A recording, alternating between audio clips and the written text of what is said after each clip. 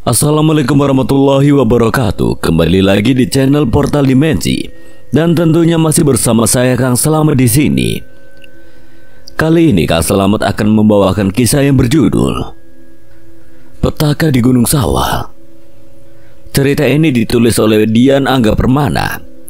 Sebelum kita masuk ke ceritanya, buat kalian yang belum subscribe channel ini, tekan tombol subscribe-nya terlebih dahulu dan tekan tombol notifikasinya agar kalian tidak ketinggalan cerita terbaru dari Portal Dimensi.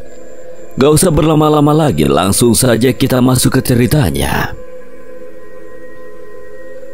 Petaka di Gunung Sawal.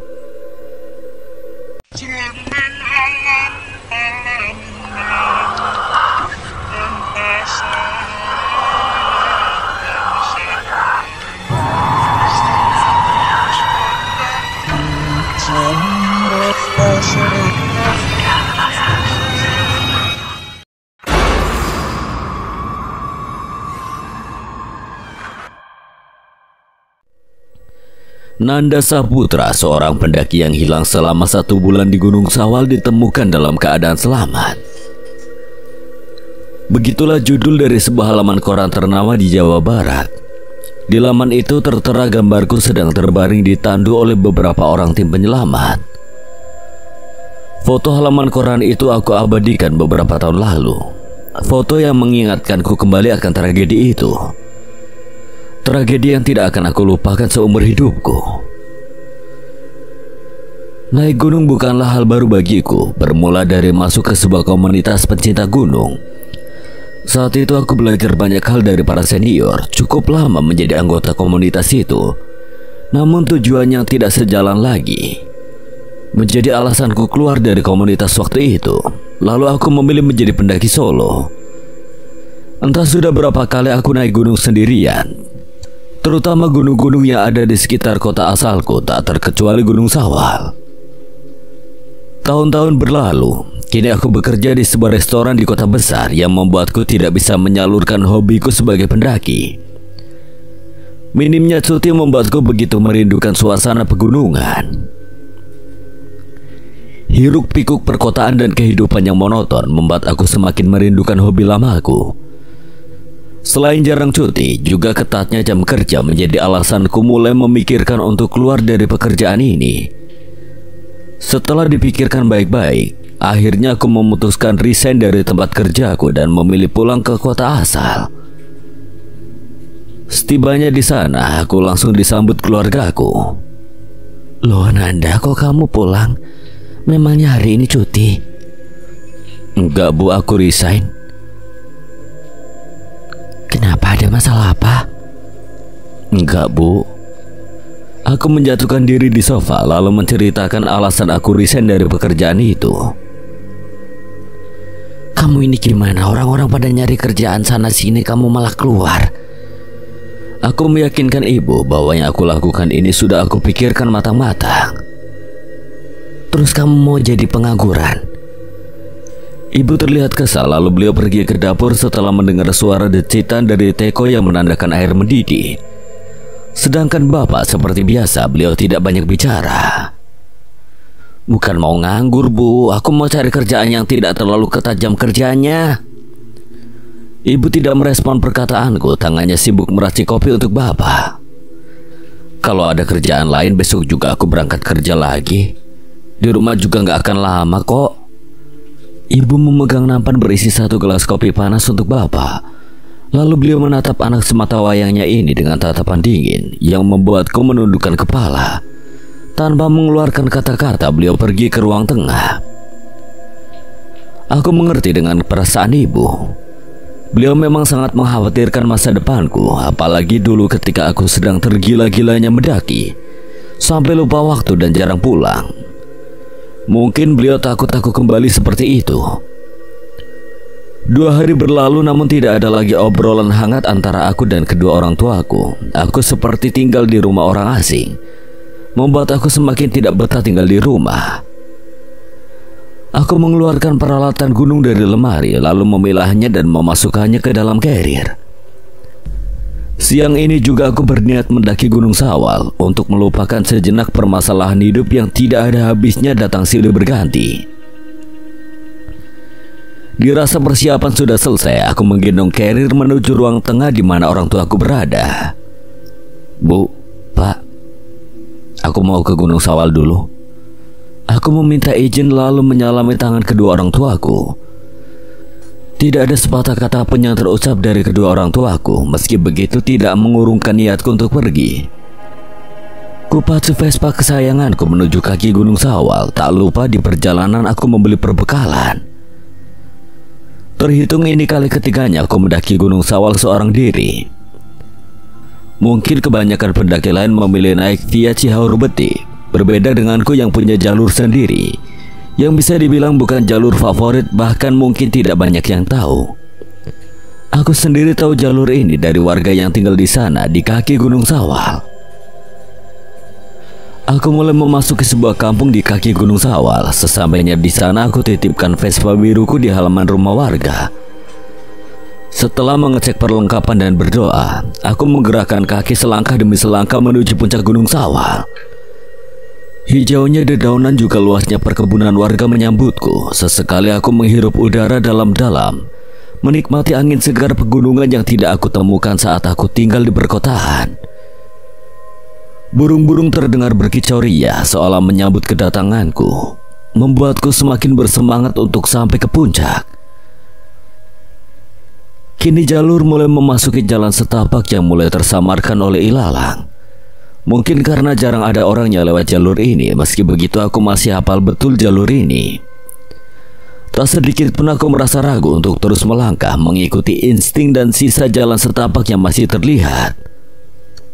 2 jam berlalu, rasa lelah mulai aku rasakan. Tetes demi tetes keringat keluar membasahi sweaterku. Namun tempat yang aku targetkan untuk istirahat belum juga nampak. Semangat yang membara beberapa saat lalu kini mulai terkikis. Kini timbul pertanyaan dalam benakku, apa ini jalur yang benar? Biar bagaimanapun aku sudah lama tidak menginjakkan kaki di sini. Rasa was-was mulai menghantui. Meskipun sekuat hati aku mencoba meyakinkan diri untuk terus berjalan mengikuti jalur ini. Tak berapa lama tiba-tiba langit mendung seperti ingin melengkapi perasaanku yang kini mulai merasa resah dan khawatir akan jalur yang aku lalui ini. Ini benar-benar hal yang tidak kuduga, karena saat berangkat tadi cuaca sangat cerah. Begitupun angin yang mulai tidak bersahabat, hembusannya semakin kencang membuatku sesekali berpegangan pada pepohonan untuk menyeimbangkan tubuh. Dan bisa ditebak, beberapa detik kemudian hujan turun dengan derasnya. Aku melepaskan carrier dari punggung lalu mengambil jas hujan dan memakainya. Cukup berat memang berjalan di tengah-tengah derasnya air hujan yang turun, namun tempat ini bukan tempat yang aman untuk mendirikan tenda atau beristirahat. Mau tidak mau aku kembali berjalan dengan susah payah. Saat sedang berjibaku dengan jalan yang licin, aku mendengar suara gemuruh dari atas, disusul kerikil berjatuhan ke arahku. Longsor. Tanpa pikir panjang aku lari tanpa arah menghindari longsoran tanah dari atas. Naas kakiku tersandung akar. Tubuhku jatuh dan terguling beberapa kali. Carrierku terlepas dan dengan keras tubuhku menghantam batang pohon. Kepalaku terasa sakit disusul pandanganku yang mulai kabur dan berkunang-kunang. Saat itu yang terbayang olehku adalah sosok ibu. Mungkin yang terjadi padaku ini balasan karena aku sudah mengecewakan ibu. Bahkan saat aku kesini pun tidak dengan restunya. Maafkan Nanda, Bu. Gumamku dengan bibir gemetar. Tak lama kemudian pandanganku mulai gelap dan tidak ingat apa-apa lagi. Entah berapa lama aku tak sadarkan diri, namun saat membuka mata, hal pertama yang aku sadari adalah hari sudah gelap. Aku bangun perlahan, kusandarkan tubuh ke pohon sambil memegangi lengan kiri yang terasa perih. Sedangkan tangan kanan meraba-raba saku celana untuk mencari senter. Aku memeriksa lengan kiri dengan bantuan cahaya senter. Lengan kiriku sobek lumayan panjang. Darah segar membasahi sebagian lengan sweaterku. Aku ambil pisau lipat di saku celana, lalu menyobek sebagian baju untuk mengikat luka agar setidaknya menghentikan pendarahan. Meskipun siang tadi hujan, rembulan cukup terang bersinar. Terkadang awan hitam menutupi cahayanya, lalu beberapa saat kemudian sang rembulan kembali muncul seolah tersenyum padaku, atau mungkin menertawakanku, entahlah. Aku duduk merenung, ada rasa sesal yang mengganjal di dalam hati ini. Rasa sesal di mana aku lebih mementingkan ego dibandingkan orang tuaku. Andai aku tidak pergi, mungkin semua ini tidak akan aku alami. Sial, kenapa jadi seperti ini? Tidak ada gunanya larut dalam penyesalan. Aku bangkit dari duduk lalu menyorotkan senter ke berbagai arah untuk mencari karirku. Kini aku menyadari posisiku bukan lagi di jalur pendakian. Mungkin aku terguling cukup jauh sehingga aku tidak lagi mengenali tempat keberadaanku sekarang. Lama mencari, bukan karir yang aku temukan, tetapi sosok bayangan hitam yang berkelebat di balik pepohonan. Dalam keadaan seperti ini aku merasa sama sekali tidak peduli dengan makhluk halus. Selama makhluk halus itu tidak memangsaku, aku kembali mencari tanpa memperdulikan apapun di sekitarku. Usahaku tidak sia-sia. Aku temukan karirku tergeletak di semak-semak.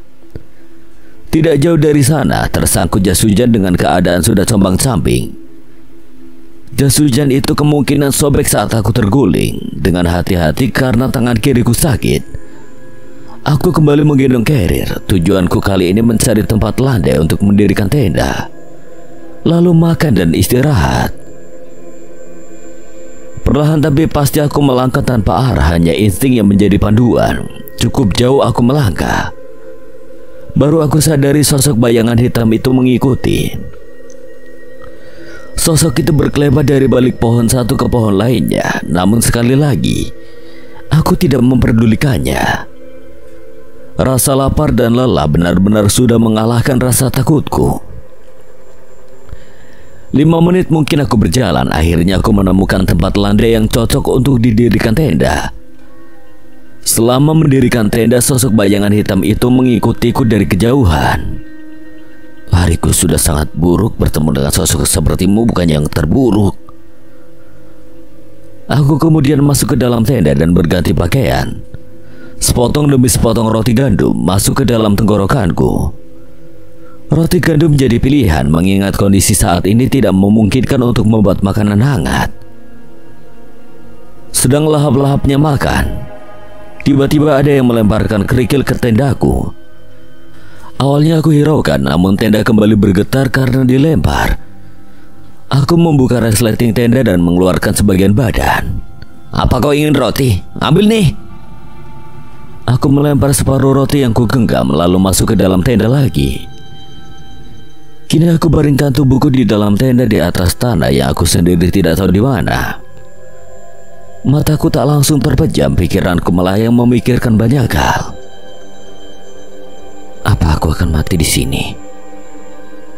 Apa ibu tahu aku tersesat? Apa mereka mencariku? Setetes air keluar dari ekor mataku lalu jatuh menyusuri pipi. Entah kenapa saat ini aku benar-benar merindukan suara ibu atau bapak, atau siapapun yang aku kenal. Perasaan sedih, pilu menghilang seiring mata terpejam. Tidur karena sudah terlalu lelah. Entah jam berapa semalam aku tertidur hingga aku terbangun sekitar jam 9 pagi. Keadaan di luar tenda cukup cerah untuk menyalakan api, juga untuk membakar semangat kembali. Aku duduk menghadap api yang kunyalakan di tumpukan ranting kering. Pakaian yang basah aku jemur dekat api agar cepat kering. Semangkuk mie instan tersaji dan aku langsung melahapnya tak tersisa. Perasaan pilu semalam kini sudah hilang, berganti dengan rasa ingin bertahan hidup yang kembali muncul dan meluap-luap. Dirasa perut sudah kenyang, pakaian yang basah juga sudah lumayan kering. Aku berkemas untuk pergi mencari jalan keluar dari hutan gunung ini. Seandainya aku mati di sini, aku tidak ingin mati sebagai pecundang.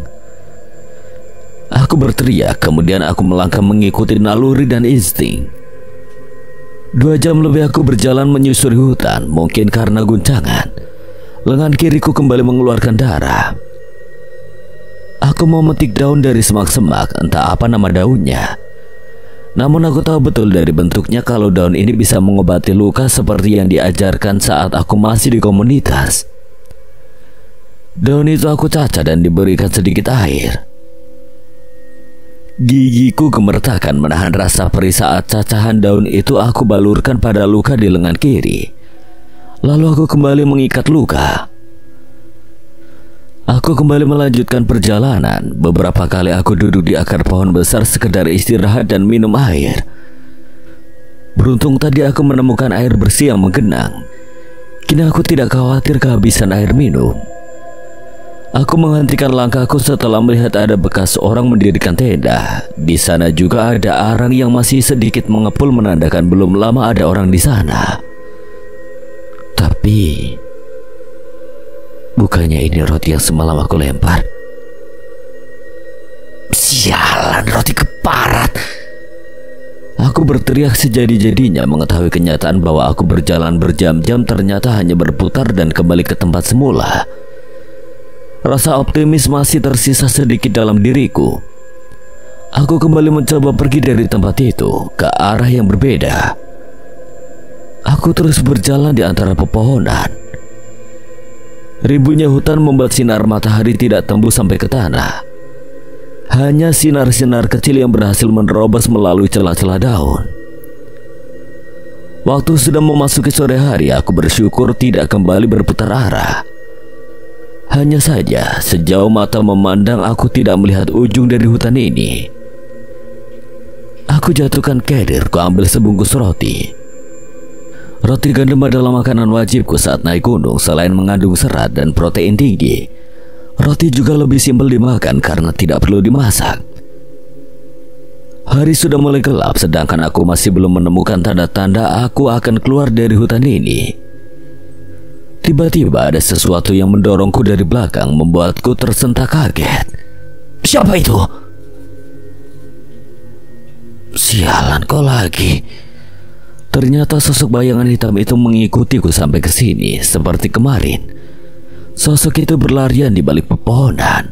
Pergi sana, aku tidak ingin berurusan denganmu.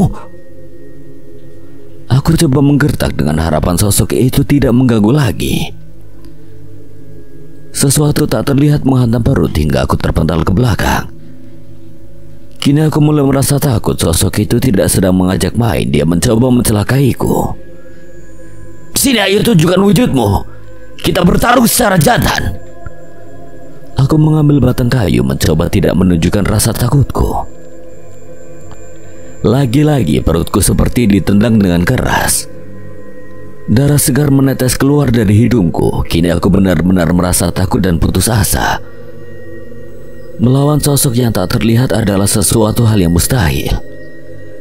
Satu-satunya pilihan adalah aku harus berlari menyelamatkan diri. Aku berlari tanpa menengok ke belakang lagi. Entah berapa kali aku terjatuh karena tersandung akar pohon. Yang jelas saat ini aku sudah benar-benar putus asa.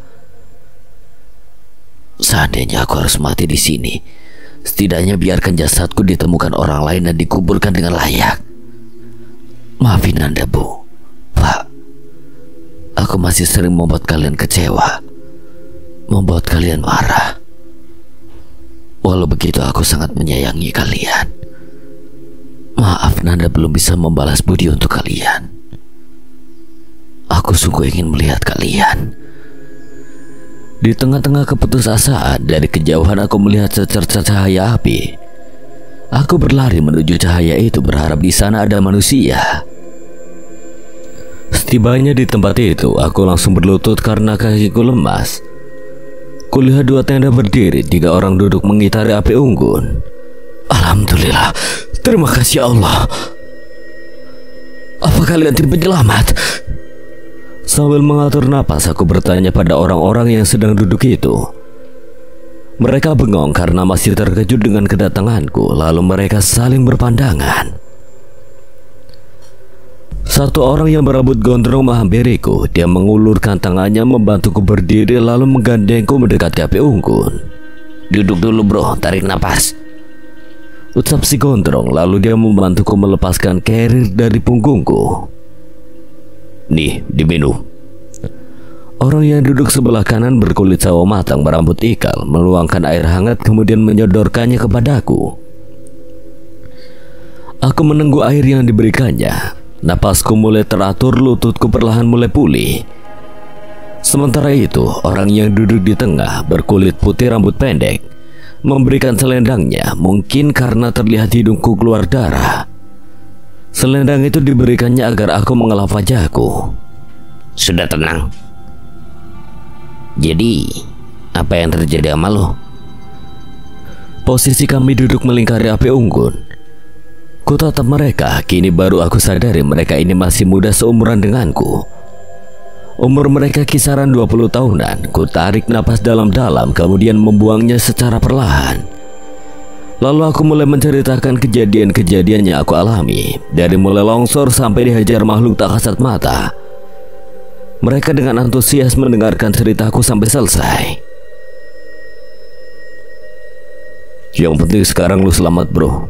Oh ya, nama gue Tri.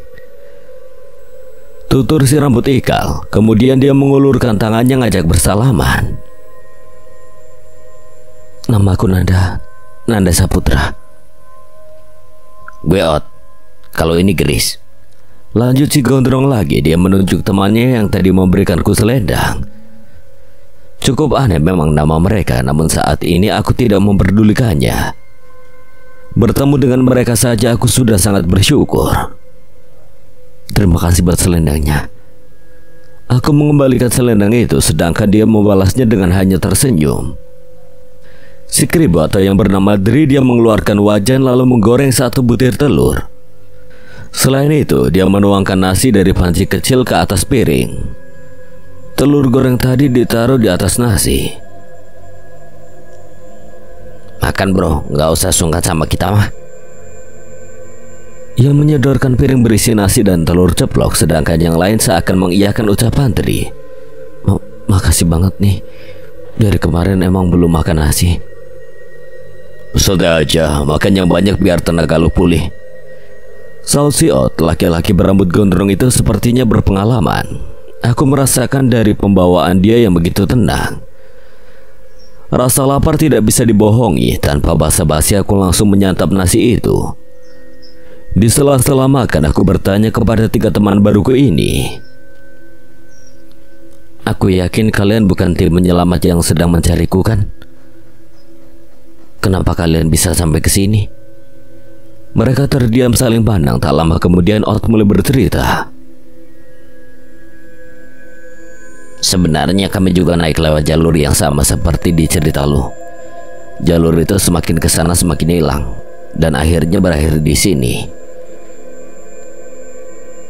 Jadi kalian juga tersesat? Secara harfiah, iya. Orang yang bernama Geris lebih banyak diam dan menyimak obrolan kami. Harapanku untuk keluar dari hutan ini kembali sirna mendengar cerita Ot yang mengatakan mereka pun sama-sama tersesat. Walau begitu, kini aku tidak terlalu khawatir karena sekarang ada teman senasib. Sepiring nasi sudah berpindah ke dalam perutku, lalu aku menengguk air dalam botol yang diberikan Dri. Aku menengguk setengah dari air dalam botol tersebut. Dri memperhatikan tanganku yang diikat oleh sobekan baju. Gue punya obat buat luka di tangan lo. Gak usah Dri, buat nanti aja. Tanganku udah aku obati pakai dedaunan. Wah, anak mapala ya? Atau anak pramuka? Bukan. Itu tahu daun obat luka? Biasalah dari pengalaman. Wah, udah sering muncak nih. Lumayan. Cuma dah, kata lu diajar makhluk gaib. Sepertinya dia ngikutin lo. Ot mengarahkan sinar senter ke semak di samping. Aku menengok ke arah semak itu. Di sana terlihat sosok hitam sedang bersembunyi. Tapi tenang aja dak, selama gue di sini makhluk itu nggak bakal berani ngedeketin kita. Hari sudah semakin malam. Ot dengan Dri memasangkan tenda untukku, sementara Geris sudah duluan masuk ke dalam tendanya. Dah, mending lu cepat istirahat aja, tendanya udah beres. Makasih banyak nih. Aku malah ngerepotin. Gak usah sungkan sama kita. Udah lu istirahat aja, biar kita berdua yang jaga. Ot membantuku berjalan masuk ke dalam tenda. Aku merasa sangat beruntung bertemu mereka. Selain karena mereka baik menolongku, sepertinya orang yang bernama Ot bukanlah orang amatiran. Itu membuatku merasa tenang dan kembali optimis untuk keluar dari hutan ini. Kubaringkan tubuh, carrier-ku jadikan bantalan kepala.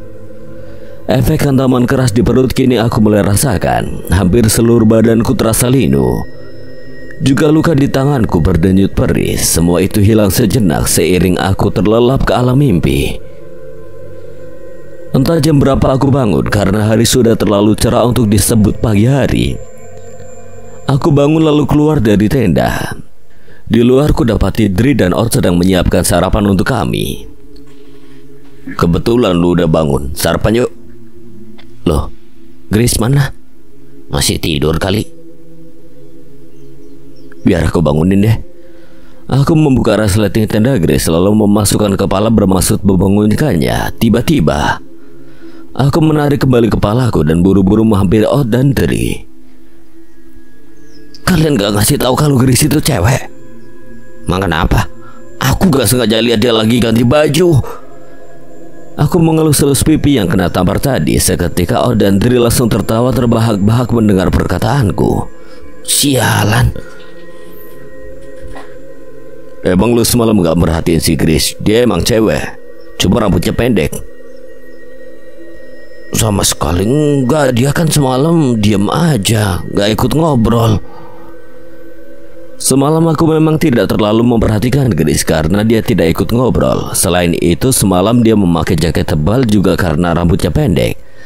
Sehingga aku tidak menyangka kalau dia adalah cewek. Sebenarnya nama kita ini nama panggilan dak. Nama gue Andri, panggilannya Dri. Kalau dia Odi, panggilannya Ot. Nah, kalau si Grace namanya Grisia. Walau Dri sudah mengatakan nama asli mereka, sebenarnya aku masih merasa aneh karena nama mereka tidak familiar. Dan kenapa mereka tidak memberitahuku awal-awal? Mungkin kejadian ini gak bakal terjadi. Tak lama kemudian Grace keluar dari tendanya dengan raut muka sebal. Mau ngintip ya? Gak tahu diri udah ditolongin juga. Ucapnya dengan tatapan jijik dan kesal padaku. Kini terlihat jelas kalau dia itu benar-benar cewek. Dia tak lagi memakai jaket juga wajahnya terlihat jelas di siang hari. Maaf Grace, aku cuma niat ngebangunin doang, gak maksud apa-apa. Kan bisa dari luar. Dia menjaga jarak denganku. Duduknya pun agak menjauh dariku. Sial memang, niat baikku bukannya membuat aku semakin dekat, sekarang malah dibenci. Si Nanda bermaksud baik Grace, cuma dia nggak tahu kalau lu cewek. Udahlah, mending kita makan. Siang ini kami makan nasi liwet dengan lauk mie instan. Dengan lahap kami makan tanpa sisa. Selesai makan kami duduk santai untuk mempermudah kerja pencernaan mencerna makanan yang kami makan. Aku memulai percakapan untuk menghangatkan suasana terutama dengan Grace. Selanjutnya kita harus gimana? Kalau saran gue sih nunggu lu fit dulu baru kita jalan. Tapi stok makanan kita terbatas kan? Apa bedanya kalau kita jalan sekarang pun kita jalan tanpa arah. Sama saja ketika kita diam di sini, seenggaknya kita pikirkan dulu matang-matang ke arah mana kita akan pergi sambil nunggu lu kembali fit. Apa yang dikatakan Ot ada benarnya juga. Sejujurnya badanku memang sudah sakit, terutama di bagian perut setelah mendapatkan tendangan gaib, juga punggung setelah berbenturan dengan pohon. Sebelum aku pingsan, tentu resikonya jika dipaksakan, takut aku malah jadi beban. Tenang aja dah, kita pasti keluar dari hutan ini. Kalau menurutmu Grace, gimana? Aku bertanya kepada cewek tomboy itu, namun dia malah membuang muka. Dia terlihat masih kesal denganku. Ot dan Dri nyengir ketika melihat perlakuan Grace terhadapku. Aku meminta Dri untuk mengolesi minyak angin kepada bagian tubuh yang masih terasa sakit. Itu aku lakukan setidaknya untuk meredakan rasa nyeri. Hari ini aku lebih banyak beristirahat seperti yang diminta Ot, agar aku cepat pulih. Sore menjelang malam aku keluar tenda. Aku lihat Grace sedang duduk melamun tidak jauh dari tendaku. Saat itu aku kembali merasa bersalah. Mungkin dia memikirkan apa yang terjadi pagi tadi. Aku menghampiri dia lalu duduk di sampingnya mencoba untuk kembali meminta maaf lagi. Sebelum aku bicara, aku memperhatikan cewek berkulit putih itu, namun entah kenapa dia bertingkah aneh. Lalu dia berjalan menjauh menuju ke semak belukar. Grace, kamu mau kemana? Aku mau minta maaf. Dia tidak menjawab, juga tidak menghentikan langkah kakinya. Terpaksa aku mengejarnya. Sebelum aku masuk ke dalam semak, aku tersadar ketika mendengar Ot berteriak. Nada, lu mau kemana? Ot, Grace bertingkah aneh masuk ke dalam semak. Grace ada di dalam tendanya. Mendengar namanya disebut, Grace keluar dari tendanya. Aku berjalan mendekati Ot dengan keheranan. Terus, yang tadi siapa? Hari sudah gelap, kami duduk melingkari api menghangatkan tubuh. Suara hewan malam mulai bersautan, terdengar bagaikan paduan suara yang sedang melakukan pertunjukan. Ada yang bersuara seperti burung, ada juga yang bersuara melengking terdengar aneh. Entah hewan apa, namun suaranya yang melengking kadang membuat bulu romaku berdiri. Untuk beberapa saat kami terdiam menatap api di depan kami. Entah apa yang mereka lamunkan, semuanya tersadar ketika Ot memulai obrolan. Lu udah baik kan, Dak? Aku mengangguk yakin. Kalau begitu besok kita mulai jalan.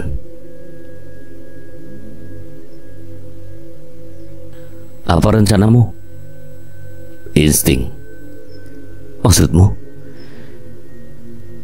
Kita ikuti insting gue. Kalau lu percaya sepenuhnya sama gue, kita pasti bakal bisa keluar dari sini.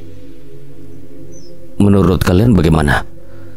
Aku melirik Chris dan Tri. Mereka tak menjawab, namun dari raut wajahnya mereka sepertinya mempercayai sepenuhnya kepada Ot.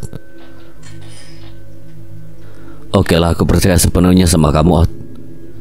Tidak ada pilihan lain. Di kelompok ini aku adalah pendatang. Mau tidak mau aku harus meyakinkan diri untuk mengikuti rencana Ot. Walaupun ada sedikit keraguan dalam hati karena aku mengenal mereka baru kemarin. Kembali lagi mengingat apa yang telah mereka lakukan padaku, aku hilangkan kembali keraguan itu. Malam semakin larut, suara hewan malam mulai hilang satu persatu, berganti dengan hembusan angin dingin yang bertiup cukup kencang membuat api unggun yang kami buat terlihat menari-nari. Menurut kalian siapa sosok mirip Grace yang aku lihat sore tadi? Mungkin dia emang Grace, cuma dia sok jaim aja. Grace terlihat malu. Dia membalas ucapan Tri dengan pukulan pelan ke bahunya. Obrolan ringan kami berlanjut diselingi dengan canda tawa. Sayangnya ada yang merusak suasana hangat ini. Tiba-tiba kami mendengar suara langkah kaki yang menginjak ranting dan dedaunan kering. Suara itu terdengar jelas membuat kami menghentikan obrolan.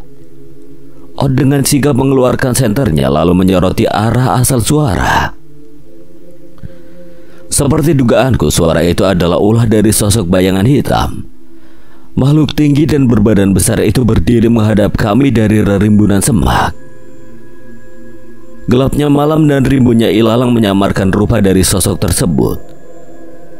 Beberapa saat kami memperhatikan sosok itu, lagi-lagi angin kembali bertiup kencang. Kali ini dengan membawa suara lolongan anjing yang terdengar samar. Sukses membuat bulu kuduk merinding. Suasana sangat mencekam. Semuanya terdiam, tidak ada yang berani bersuara. Entah apa yang dilakukan Ot. Dia tiba-tiba berlari ke arah makhluk hitam itu. Refleks aku ikut berlari untuk mengejarnya. Namun Tri menarik tanganku dan memberi isyarat agar aku membiarkan apa yang dilakukan Ot. Ot mau ngapain? Tenang aja, Ot udah biasa ngadepin begituan. 5 menit kemudian Ot datang dengan napas terengah-engah. Aku bergegas mengambil air untuknya. Ada apa, Ot? Kenapa? Ot tidak langsung menjawab. Dia lebih dulu menengguk hampir habis air dalam botol. Kini nafas Ot sudah lebih teratur. Sebenarnya lu ngelakuin kesalahan apa di gunung ini, terutama di hutan ini? Emangnya kenapa? Makhluk hitam itu dia ingin sekali mencelakai lo. Seingatku, aku tidak melanggar peraturan atau larangan di tempat ini. Tapi entah ini berkaitan atau tidak, aku kesini tanpa restu orang tua. Sementara dia menatapku, kemudian kami menatap Ot. Jangan pikir gue tahu. Ot bercerita barusan dia mengejar makhluk itu. Terjadi pertarungan sengit di sana. Ot menang melawan makhluk itu, lalu sosok hitam itu pergi ke dalam hutan. Menurut gue ada beberapa makhluk gaib di sini yang tidak menyukai lo. Contoh makhluk yang menyerupai Grisore tadi, kemungkinan itu untuk memancing lo agar menjauh dari gue. Apa yang harus aku lakukan? Tenang aja, selalu jangan sampai terpisah dari gue, aman. Malam sudah sampai pada puncaknya. Kami memutuskan untuk istirahat, menyimpan tenaga untuk esok kita mencari jalan keluar dari hutan ini. Saat malam semakin larut, gerimis turun tanpa diundang. Tetesan air hujan yang menimpa tenda menciptakan suara yang membuat aku terbangun. Di saat yang bersamaan datang panggilan alam. Kandung kemihku terasa penuh ingin segera buang air kecil. Aku meraba-raba dalam tenda mencari penerangan sampai tanganku menyentuh sebuah benda panjang dengan tombol di tengahnya. Aku keluar dari tenda, di luar masih gerimis juga sangat gelap. Kunyalakan senter kemudian mencari tempat untuk buang air kecil. Tentu saja tidak jauh dari tenda, karena seperti yang dikatakan oleh Ot, aku tidak boleh jauh dari dia agar aku tetap aman.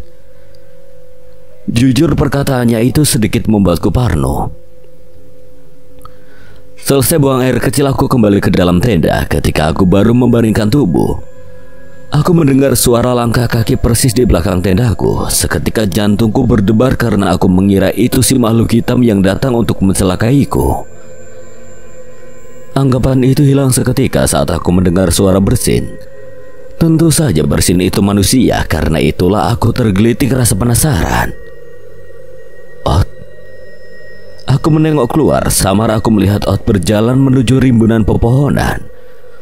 Beberapa kali aku memperhatikannya, aku yakin dia benar-benar Ot. Tanpa aku berpikir lagi, aku keluar dari tenda dan mengikutinya dari kejauhan. Untuk apa dia tengah malam ke sana sendirian? Sebenarnya aku ingin menyusul dan menanyakannya secara langsung, tapi aku penasaran apa yang akan dia lakukan. Gerimis masih turun, membuat sweaterku sudah mulai basah. Namun rasa penasaran mengalahkan segalanya. Aku terus mengikuti Ot sampai mendapatkan titik terang dengan apa yang dilakukannya.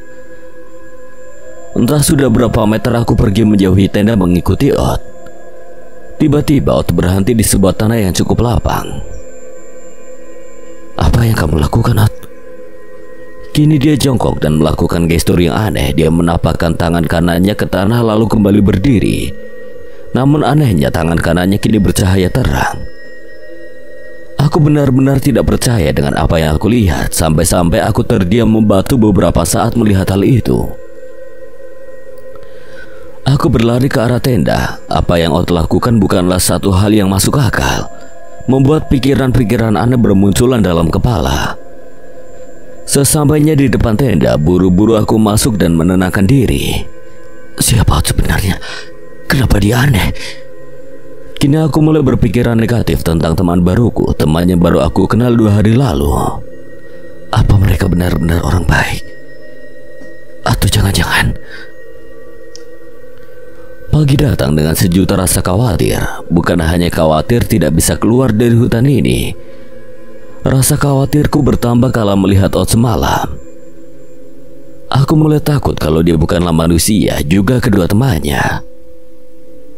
Apa yang harus aku lakukan?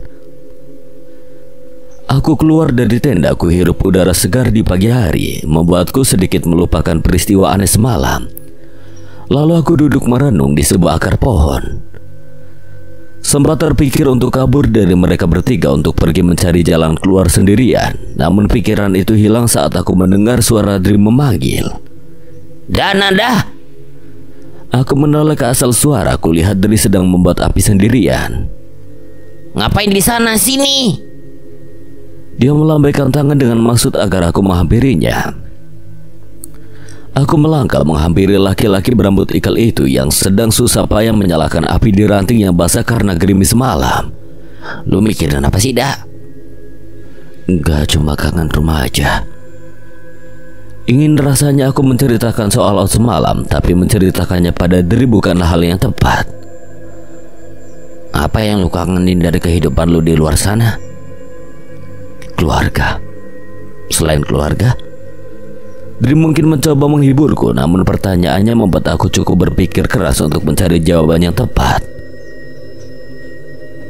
Gak tahu juga sih. Bukannya lo pencinta gunung? Iya. Bukannya ini gunung. Di sini tempat lo nenangin diri kan? Tempat lo mencari jati diri. Tempat lo hilangkan penat dari kejamnya kehidupan. Aku terdiam mendengar pertanyaan yang bertubi-tubi dari Dri. Maksud gue gini, nikmati aja perjalanan ini dak. Toh lu kan anak gunung, pasti udah terbiasa tinggal di hutan kayak gini. Gak usah mikirin kehidupan lu di luar sana. Selama kita bersama-sama, gue yakin kita pasti bisa keluar dari sini. Aku merespon dengan anggukan. Perkataan Dri sedikit menenangkan pikiranku yang sedang gundah gulana karena melihat kejadian semalam. Nikmatin aja, gak usah ngelamun. Kalau kamu gimana, Dri? Dri menoleh sambil menautkan alisnya. Kehidupanmu. Wajah Dri kembali mengarah ke seonggok ranting basah yang ada di hadapannya. Dia terdiam beberapa saat, namun belum sempat bercerita Ot keluar dari tendanya. Obrolan kami yang cukup serius tadi kami hentikan, dan api pun sudah menyala berkat usaha Dri. Udara pagi di pegunungan memang sejuk, tapi harus diakui juga kadang membuat badan menggigil kedinginan. Apalagi di tempat kami berada ini, sinar matahari tidak tembus karena rimbunnya pepohonan. Satu-satunya untuk menghangatkan tubuh dengan membuat api. Gue tidur terlalu pulas sampai kesiangan gini. Biasanya pagi banget gue udah bangun. Aku mencoba bersikap biasa, tapi jujur aku jadi agak was-was dekat dengan dia. Tak berapa lama Gris bangun dan kita memutuskan untuk segera berkemas. Mungkin 10 menitan lebih kami baru selesai berkemas. Sebelum berangkat kami berkumpul berdoa bersama agar perjalanan kami lancar dan segera keluar dari belenggu hutan ini. Ot berjalan di depan sebagai leader. Di urutan kedua Gris, ketiga aku, dan paling belakang Dri. Kami berjalan beriringan di belantara hutan yang masih asri dan belum terjamah manusia ini. Tidak ada satupun bekas pohon ditebang atau jejak lainnya yang menandakan manusia selain kami pernah sampai ke sini. Kerap berloncatan di atas pohon, kami juga beberapa kali bertemu dengan ular, juga dengan hewan asing yang aku sendiri tidak tahu. Selain itu kami juga mendengar suara-suara aneh, mungkin suara hewan. Hanya karena aku baru mendengarnya jadi terasa aneh bagiku. Tiba-tiba Ot berhenti. Kenapa, Ot? Lapar. Aku membuang napas lega. Aku pikir hal gawat terjadi. Kami putuskan untuk berhenti dan membuat makan siang. Masih ada beras dan mie instan yang tersisa. Dri dan Gris yang menyiapkan bahan dan peralatan. Aku diajak Ot untuk mencari ranting kayu bakar. Di hutan seperti ini tidak susah sebenarnya mencari ranting, namun ada beberapa aturan mengambil ranting di gunung yang pernah aku dengar. Contohnya, jangan mengambil ranting yang masih menempel pada pohonnya, atau jangan mengambil pohon tumbang untuk dijadikan kayu bakar. Entah apa maksud dari peraturan itu, tapi kita sebagai pendatang di tempat tersebut patut mematuhi peraturan yang ada. Seperti kata pepatah, di mana bumi dipijak, di situ langit dijunjung. Dimanapun kita berada, kita harus menghormati budaya dan aturan yang ada di daerah tersebut. Dah, lu kelihatan beda hari ini. Aku yang sedang anteng mengunting ranting berhenti sejenak mendengar pertanyaan Ot. Lu lebih banyak diem. Mungkin perasaanmu aja, Ot. Apa lu tidak mempercayai kita bertiga? Aku gak ngerti maksudmu. Percaya atau enggak pada kita itu hak lo. Cuma gue mau menegaskan, kita bertiga gak pernah ada niat jahat sama lo. Dia mengambil ranting yang dikumpulkannya, kemudian pergi ke arah Dri dan Gris berada. Apa yang dikatakan Ot benar-benar membuatku terdiam mematung. Kini aku sadar aku telah melupakan kebaikan mereka hanya gara-gara melihat keanehan pada Ot. Padahal kalau bukan karena mereka, entah apa yang akan terjadi padaku saat ini. Persetan dengan tangan bercahaya, mereka adalah temanku. Aku merangkul tumpukan ranting yang sudah terkumpul cukup banyak, bergegas menyusul Ot. Perut sudah terisi, kami duduk sebentar agar perut tidak sakit saat kami berjalan nanti.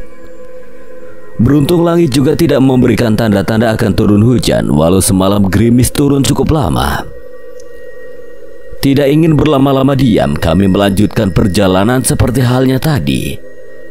Berjalan beriringan, kami melewati pepohonan besar-besar, melewati semacam rawa, melewati semak belukar. Tapi tak kunjung menemukan jalan keluar dari hutan ini. Padahal kami berjalan sudah berjam-jam, hari juga sudah mulai petang. Kami melihat ada sebuah pohon cukup besar, di sampingnya terdapat genangan air jernih. Di bawah pohon itu juga tanahnya landai, tempat yang sangat nyaman untuk istirahat. Kita istirahat dulu. Grace melepaskan karirnya dan langsung berbaring di tanah. Aku salut padanya, walaupun dia cewek, dia tidak mengeluh sedikit pun. Oden juga Dri duduk bersandar pada pohon, sedangkan aku mengisi botol dengan genangan air di samping pohon. Sebelum akhirnya genangan itu aku pakai untuk mencuci muka dan bagian tubuhku yang kotor. Kita bermalam di sini. Kami semua menyetujuinya. Malam hari kami berkumpul di depan tenda. Malam ini mendung, terlihat dari langit yang gelap menyembunyikan cahaya rembulan. Mungkin sebentar lagi akan turun hujan, tetapi yang kukhawatirkan saat ini tentang arah perjalanan kami.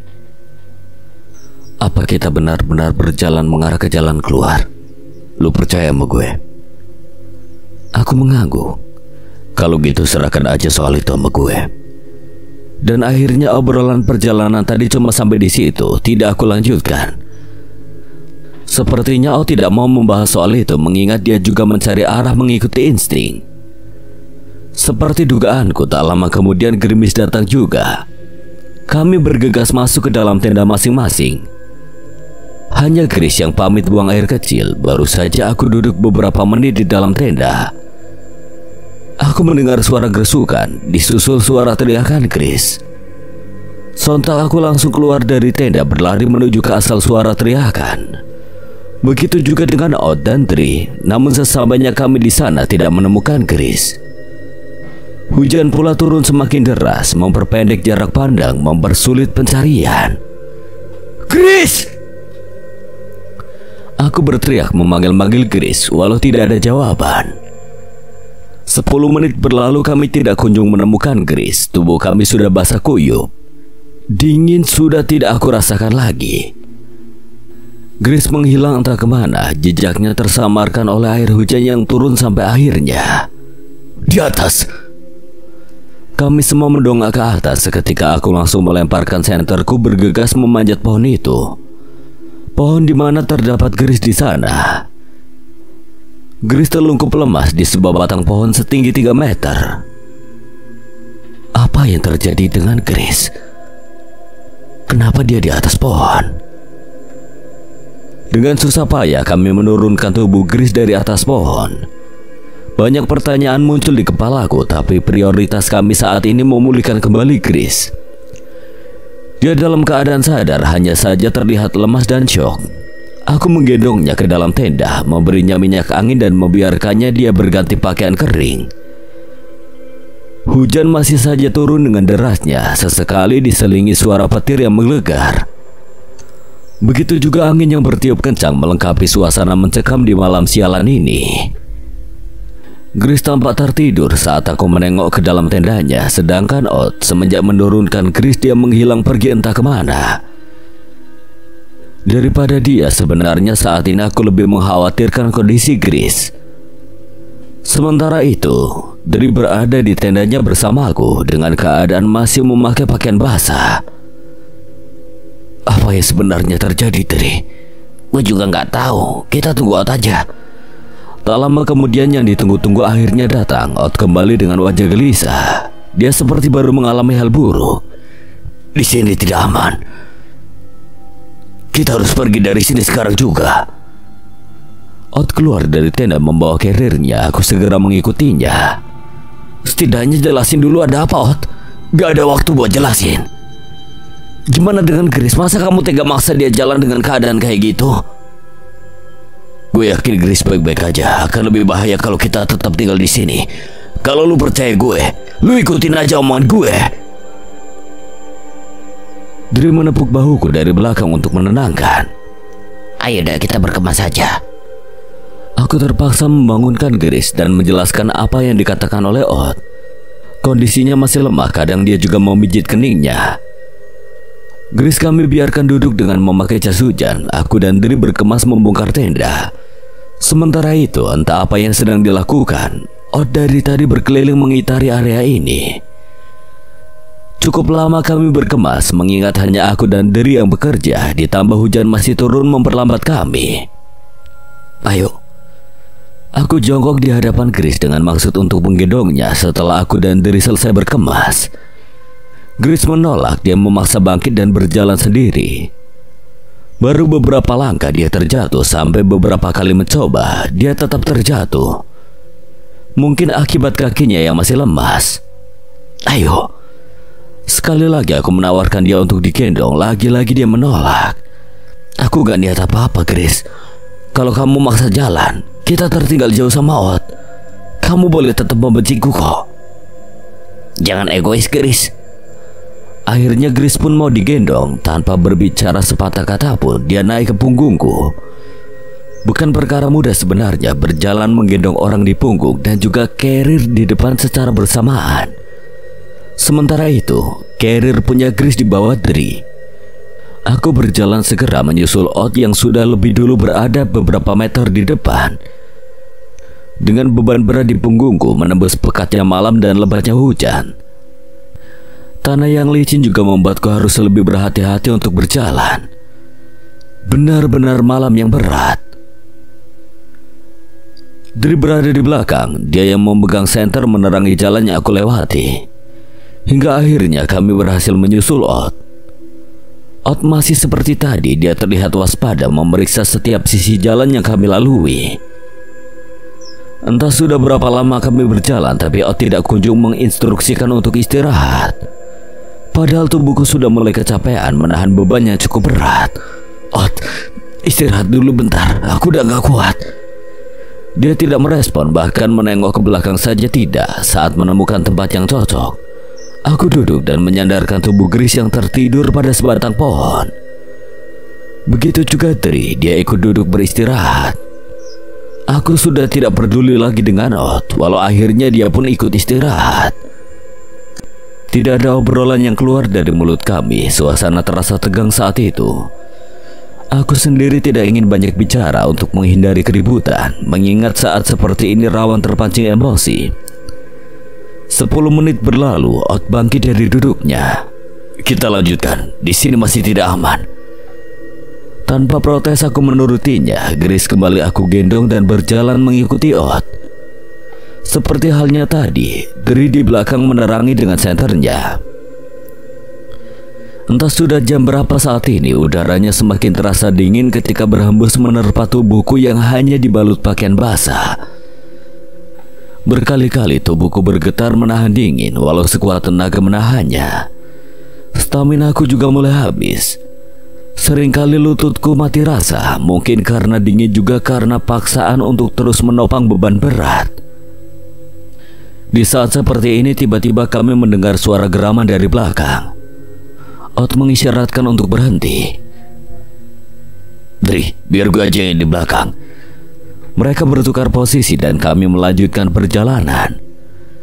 Perasaanku sudah mulai tidak enak. Suara geraman itu berkali-kali terdengar mengikuti kami. Mengejutkannya lagi, suara geraman itu semakin lama semakin banyak seperti bergerombol. Ot kemudian bertingkah aneh. Dia terdiam memejamkan matanya, lagi-lagi menapakkan telapak tangannya ke permukaan tanah seperti waktu aku memergokinya malam itu. Kemudian dia berjalan ke arah belakang kami, di mana asal suara geraman itu kami dengar. Dah, lu bawa Grace cari tempat aman. Gue bantuin Ot dulu, nanti kita nyusul. Tunggu. Gimana maksudnya? Dri tidak menghiraukan perkataanku. Dia berjalan menyusul Ot. Dri! Sekali lagi aku berteriak memanggilnya, namun dia tidak menoleh sama sekali. Sontak aku jadi panik. Apa yang sebenarnya sedang terjadi? Siapa yang mengikuti kami? seakan mendapatkan stamina tambahan dari rasa panik, aku bergegas berjalan walau tidak tahu kemana arahku melangkah. Aku berjalan terus, kadang pula menengok ke belakang, berharap Odd dan Dri segera menyusul. Tapi sejauh mata memandang, hanya pekatnya malam yang aku lihat. Langkahku sudah cukup jauh, tapi tubuhku sudah sampai batasnya. Lututku lemas tak kuat lagi untuk berjalan, napasku sudah tidak beraturan, begitu juga dengan jantungku berpacu dan berdegup kencang. Kuletakkan keris di bawah pohon rindang lalu menjatuhkan diri di atas tanah. Untuk duduk saja aku sudah tak berdaya. Entahlah tidur atau pingsan, setelah itu aku tidak ingat apa-apa lagi. Saat terbangun, badanku terasa hangat oleh minyak angin. Baju basah yang aku kenakan semalam sudah tidak ada. Kini sebuah selendang menyelimuti tubuh bagian atasku. Selendang yang aku kenal karena selendang ini yang pernah dipinjamkan kepadaku.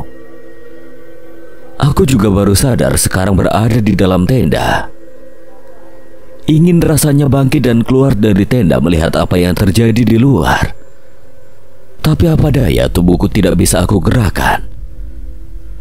Seluruh badanku sakit, terutama bagian kaki. Jangankan untuk keluar tenda, duduk saja aku tidak sanggup.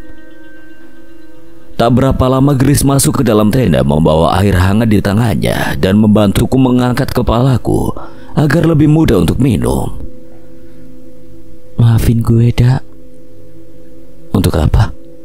Semuanya.